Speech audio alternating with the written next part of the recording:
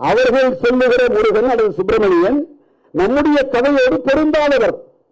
அந்த சுப்பிரமணியன் குறிஞ்சித்துறையின் தலைவர் அல்ல, நம்முடைய முருகன் குறிஞ்சித்துறையின் தலைவர். அது அந்த சங்க இலக்கியங்களில் இருக்கிறது. சங்க இலக்கியத்தில் இருக்கிற முருகன் தமிழ்நாட்டில் மட்டும்தான் 6 வடை வீடு, வேறு எந்த மாநிலத்தில் 6 வடை வீடு இருக்கிறது சொல்லுங்க. அதனால்தான் ஒரு கேள்வி எழுப்பினேன், அதை சிலரால் பொறுத்துக் கொள்ள முடியவில்லை. முருகன் தமிழ் கடவுள்னா அவங்க அப்பா சிவனும் தமிழ் கடவுளாக இருக்க முடியும். முருகன் தமிழ் கடவுள்னா சிவன் தமிழனா இருந்தா பார்வதி தமிழச்சியாக இருக்க முடியும். இப்ப இவங்க 2 பேரும் கைலாய மலையில் இருக்கிறாங்கன்னா கைலாயம் தமிழர்களின் தேசம் தானே. அப்ப ஒட்டுமொத்த இந்தியாவும் தமிழர்களின் தேசம் தானே. எங்கள் தமிழன் சிவபெருமான் கைலாயத்தில் குடியிருக்கிறான் என்றால் கைலாய மலையும் தமிழனுக்கு சொந்தம். கைலாய மலை இமயம் முதல் கன்னியாகுமரி வரையில் தமிழன் வாழ்ந்தான் என்பதற்கு சிவபெருமானே ஒரு சான்று. அந்த கதைப்படி பார்த்தார். சிவன் தமிழன், பார்வதி தமிழச்சி அப்படின்னா கணபதி கணேசனும் தமிழனாக இருக்க முடியும். ஏன் கணேசனை தமிழ் கடவுள் நீங்க யாரும் சொல்றதில்ல?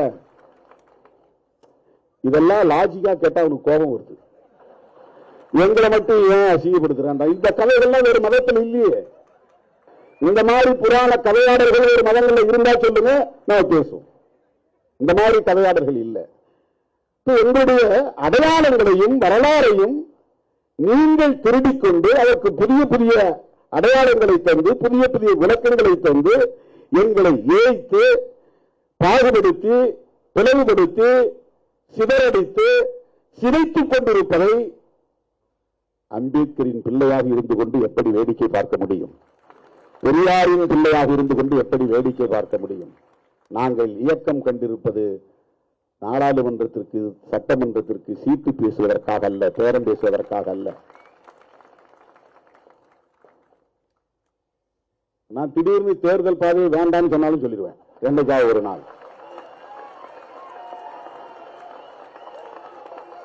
அந்த நிலைப்பாட்டை ஏற்றுக்கொண்டு என்னோடு வரக்கூடியவங்க வாங்கன்னு நான் பாட்டு போயிட்டே இருப்பேன். இவங்க நம்மளை சராசரியா எடை போடுறாங்க. இந்த சீட்டுக்காக, இந்த நோட்டுக்காக, இந்த பிளாஸ்டிக் சேர், இவங்க புத்தி அவ்வளவுதான். நான் தரையில உட்கார்ந்து இருந்தாலும் பிளாஸ்டிக் சேர்ல உட்கார்ந்து இருந்தாலும் சோஃபால இருந்தாலும் எல்லாம் ஒண்ணுன்னு நினைக்கிறவன். அது ஒரு பெரிய விஷயமே கிடையாது. சோஃபால உட்கார்ந்து இருந்தாதான் பெரிய கெத்து, தரையில உட்கார்ந்து இருந்தா சாதாரண அப்படிலாம் ஒண்ணும் கிடையாது. ஏன்னா அவனுக்கு அப்படி ஒரு மதிப்பீடு வச்சிருக்கிறான். எனக்கு அந்த மதிப்பீடுகள் கிடையாது.